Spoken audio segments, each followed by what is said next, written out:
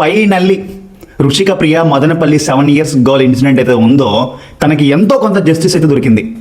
తనని చంపేసిన డ్రమ్లో కుక్కి చంపేసిన ఆ లంజా కొడుకు, ఆ రేపు సైకో నా కొడుకు అయితే ఒక చెరువులో దూకి చనిపోయినాడంట. సమ్వాట్ జస్టిస్ అయితే దొరికింది. ఎందుకంటే మన ఇండియాలో నేను ఆల్రెడీ ప్రీవియస్ వీడియోలో చెప్పా 6 lakh plus rape cases, 2 lakh plus POCSO and rape కేసులు పెండింగ్లో ఉన్నాయి. బట్ ఆ చిన్న బిడ్డని 7 years వాళ్ళు అల్లారు ముద్దుగా పెంచుకున్న బిడ్డని అయితే మనం తెచ్చి ఇవ్వలేం. అది వాళ్ళ కడుపుకోతే ఎవరు తీర్చలేరు. బట్ సమ్వాట్ వాళ్ళకి జస్టిస్ అయితే దొరికింది. వాడు చనిపోయినాడంట. ఆ చిన్న బిడ్డ నేను ఇంకా సాటిస్ఫై లేనరా.